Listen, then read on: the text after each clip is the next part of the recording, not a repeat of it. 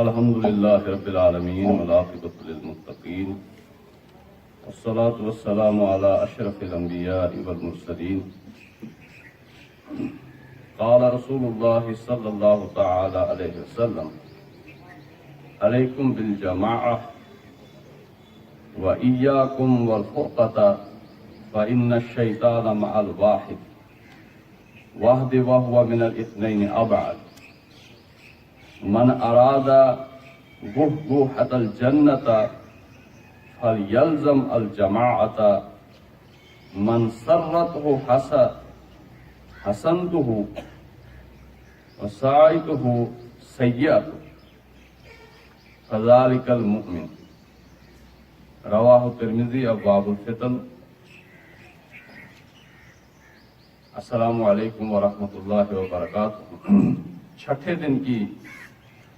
سبق کی جو حدیث پاک ہے کتاب پہ، وہ جو حدیث پاک ہے اس میں مجھے کچھ الفاظ میں تھوڑا سا شک محسوس ہوا، اور اس روایت سے بالکل ملتی جلتی اور وہ سارے الفاظ اس حدیث میں ہے کہ جو میں نے بیان کی ہے۔ حضرات محترم، نبی پاک صلی اللہ تعالی علیہ وسلم نے فرمایا تمہارے اوپر لازمی ہے کہ تم ایک جماعت بن کے رہو اور فرقہ پرستی سے بچو۔ فرمایا کہ یقیناً شیطان جو ہے ایک اکیلے انسان کے ساتھ ہوتا ہے اور دو سے شیطان دور بھاگتا ہے۔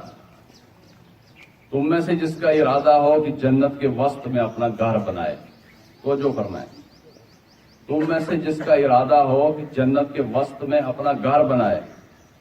اس پر لازم ہے کہ وہ جماعت کے ساتھ چمٹا رہے۔ اور فرمایا کہ جو شخص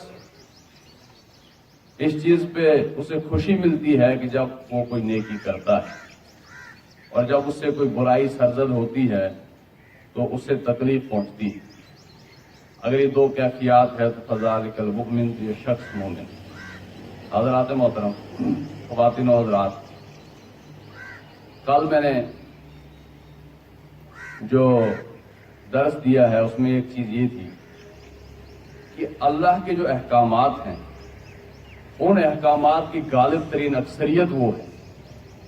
کہ جو ہماری اجتماعیت سے تعلق رکھتے ہیں، جن کو ہم اجتماعی طور پہ عمل کریں گے تو عمل ہوگا، انفرادی طور پر ان چیزوں میں عمل نہیں ہو سکتا۔ جیسے کہ حدود اللہ کا معاملہ ہے، یہ ایک اجتماعی معاملہ ہے، یہ ایک بحیثیت قوم اجتماعی طور پہ حدود کو نافذ کیا جا سکتا ہے، اکیلا ایک انسان جو ہے چاہے تو اس پہ عمل نہیں کر سکتا۔ اگر ان پر عمل نہ ہو تو فرداً فرداً ہم میں سے ہر ایک ذمہ دار ہے، اس کی جواب دہی اللہ کے ہاں۔ اور کل حدیث پاک ایک بیان اسی سلسلے میں ہوئی تھی کہ ایک شخص جو ہے، اس حدیث کا مفہوم ہے کہ اگر نماز بھی رکھتا ہے، روزے بھی رکھتا ہے، نماز بھی پڑھتا ہے اور بہت سارے نیکی کا کام کرتا ہے، لیکن اگر وہ اجتماعیت سے باہر ہے، اسلام کی جو اجتماعیت ہے، یعنی اس سے مراد اسلامی حکومت، اسلامی خلافت ہے جو کہ اس وقت موجود نہیں ہے، اگر وہ اس سے باہر ہے تو فرمایا کہ وہ جہنمی ہے، اس کے باوجود کہ اگر وہ نماز روزے کا اہتمام کرتا ہے۔ اس لیے کہ اجتماعیت کے بغیر دین اسلام کا جو قیام ہے وہ ممکن نہیں، اور دین اسلام کا جو قیام ہے، اب دیکھیں نماز ہے، روزہ ہے، آپ قرآن پاک پڑھ لیں، میری دانست میں حافظ ہوں قرآن کا، الحمدللہ قرآن پڑھتا کہیں، یعنی نماز ہے، بنیاد ہے، نماز بنیادوں میں سے شامل ہے، لیکن مقصد بعثت نبی پاک صلی اللہ علیہ وسلم کی قرآن میں کسی جگہ یہ نہیں آیا کہ اس لیے مبعوث فرمایا گیا کہ آپ کو نماز پڑھائیں، کہ مقصد ہی صرف نماز تک رکھا ہو، یا اس لیے نبی پاک صلی اللہ علیہ وسلم کو اللہ نے مبعوث فرمایا کہ آپ کو روزہ رکھوائیں، بلکہ یہ فرمایا کہ اس لیے مبعوث فرمایا ان اقیموا الدین ولا تتفرقوا فیہ، دین کی اقامت ہو، اسلامی اسٹیٹ کا قیام ہو، اسلام کا نفاذ ہو، اس لیے، اور اس اسلام کے تحت ہی نماز بھی آئے گی اور ساری چیزیں اور اللہ کی حدود ساری چیزیں آ جائیں گی۔ تو اس لیے جب نبی پاک صلی اللہ علیہ وسلم نے فرمایا کہ لو یعلم الناس ما فی الوحد، کہ اگر یہ لوگ جان لیں کہ اکیلے زندگی بسر کرنا، اکیلے سفر کرنا کتنا نقصان دہ ہے، انفرادیت اختیار کرنا، ما سار راکب بلیل ابدا، تو کوئی شخص کبھی رات کو سفر کرے ہی نہیں. اتنی بڑی بات. اور فرمایا کہ نہا عن الوحدت، نبی پاک صلی اللہ علیہ وسلم نے منع فرمایا اکیلے سفر کرنے سے. این یبیت الرجل وحدہ، اور اس سے بھی منع فرمایا کہ ایک شخص رات کو گھر میں اکیلا رہے. حرام تو نہیں فرمایا، لیکن ترغیب ہے کہ اچھا یہ ہے کہ اکیلا آدمی رات بھی اکیلا نہ گزارے، اور یسافر وحدہ ہو، اور اکیلا سفر بھی نہ کرے. تو جب ایک انسان رات اکیلا گزارنا اکیلے میں معیوب ہے، اچھا نہیں ہے، نبی پاک صلی اللہ علیہ وسلم کی نظر میں اچھا نہیں ہے، اکیلے سفر کرنا اچھا نہیں ہے. اور فرمایا کہ اچھے مسافر وہ ہیں جو کم سے کم 3 ہوں، اور ان 3 میں سے بھی ایک امیر ہونا چاہیے،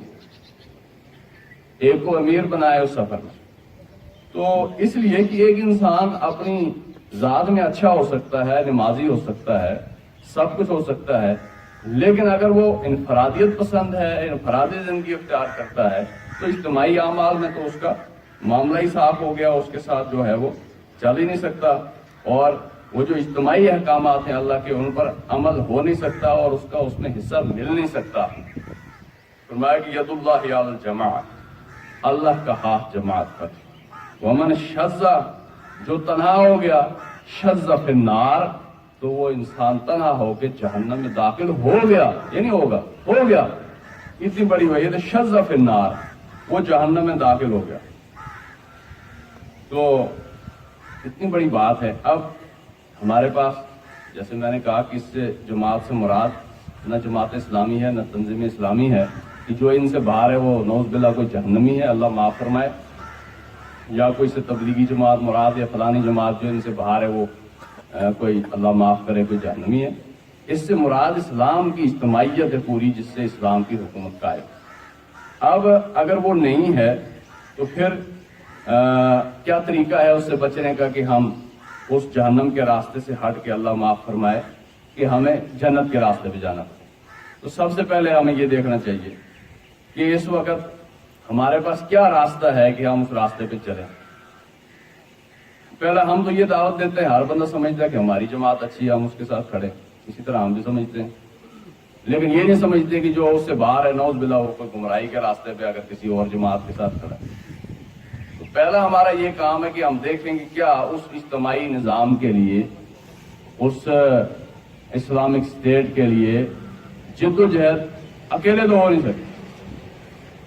اکیلے تو ہو نہیں سکتی، اس کے لیے اجتماعی پلیٹ فارم ہونا ضروری. اسی کے لیے مولانا مودودی رحمۃ اللہ علیہ نے غالباً 1942 میں جماعت اسلامی کی بنیاد ڈالی.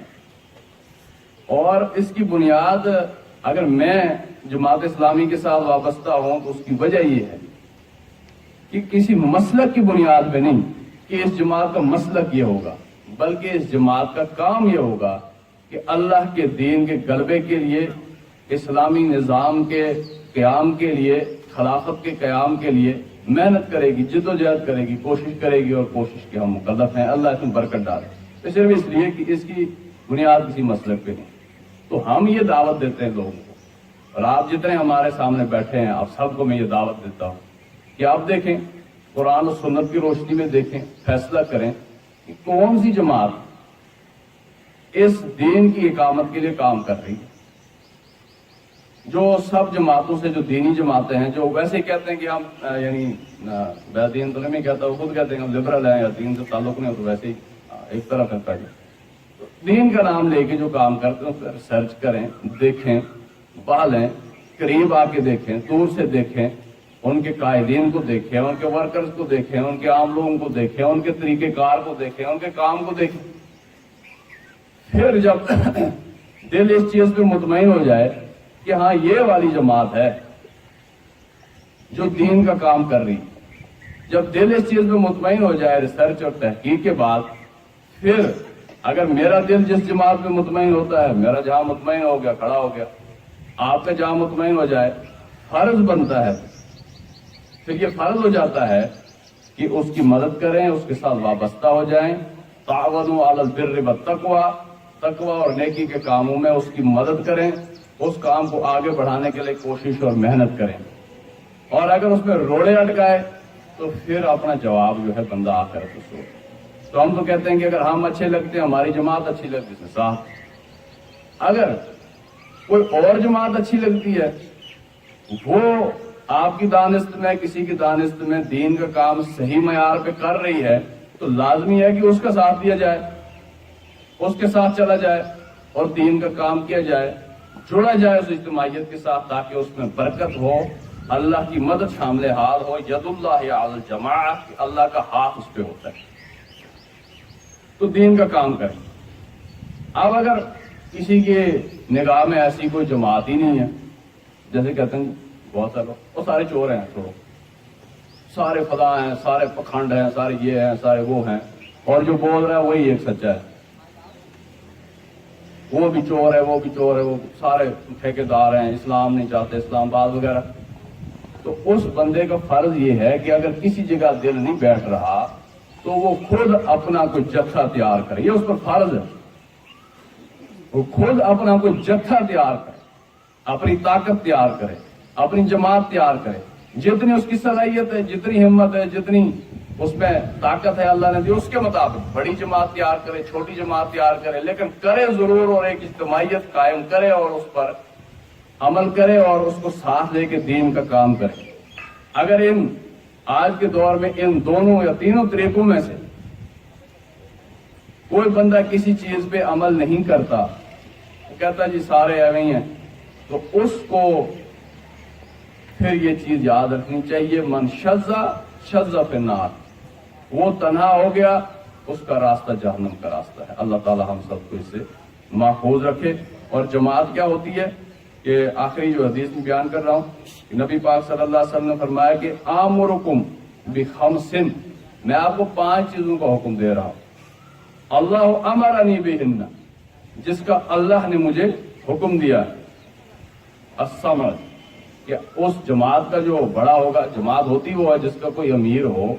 جس کا کوئی نظم ہو، جس کی بات سنی جاتی ہو، عمل کیا جاتا، وہی جماعت ہوتی. اس کے علاوہ جماعت میں کوئی تصور نہیں ہوتا. السمع، سنیں، والطاعت، اور پھر اس کی اطاعت کریں، والجہاد، اور جہاد کریں، والہجرت، اور اگر ضرورت ہو تو ہجرت بھی کرنی پڑے تو کرے، والجماعت، فإنہ من فارق الجماعت، بس یقیناً جو شخص جماعت سے فارغ ہو گیا، جماعت سے الگ ہو گیا، قید شبر، ایک بالشت بار بھی جماعت سے الگ ہوا، فقد خلع رکبۃ الاسلام من عنقہ، تو ایسے شخص نے اپنی گردن سے اسلام کا قلادہ اتار پھینکا. اللہ تعالیٰ ہمیں توفیق عطا فرمائے، ہم اس چیز پر غور کریں، فکر کریں، سوچیں، اور اس چیز کا صحیح اندازہ کریں کہ دین اسلام کے لیے کون سی جماعت کام کر رہی ہے. اور جب دل اس پر مطمئن ہو جائے پھر یہ توفیق عطا فرمائے کہ اپنی جان سے، اپنے مال سے، اپنے وقت سے ہر ممکن طریقے سے اس کا تعاون کریں، اس کی مدد کریں، تاکہ اس میں برکت ہو اور دنیا میں سرخرو ہوں نہ ہوں، آخرت میں اللہ پاک کو جواب دے سکیں کہ ہم تیرے ان نیک بندوں کے ساتھ مل کے دین کا کام کر رہے تھے. اللہ تعالی ہمیں جنت میں جگہ عطا فرمائے اور دین کا کام کرنے کی توفیق عطا فرمائے. السلام علیکم.